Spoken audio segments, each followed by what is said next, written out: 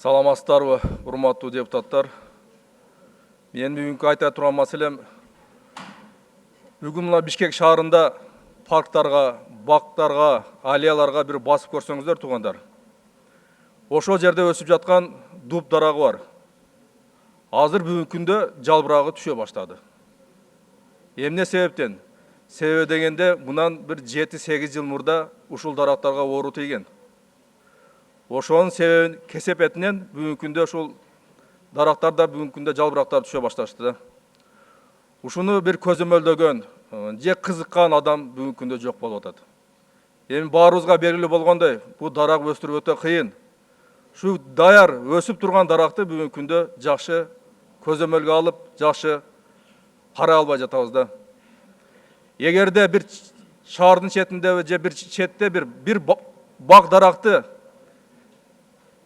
кыя турган болсок, эртеси күнү ошол жерге бардык органдар жетип келип, ошол адамга штрафтарды салып, керек болсо кылмыш ишин да козгоп коет да.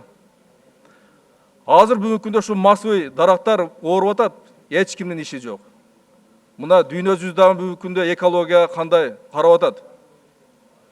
Ошондуктан, урматтуу Ашырбек Мойдунович, ушул Зеленостройдун, ошол эле парктын жетекчилери бар бүгүнкү күндөчү.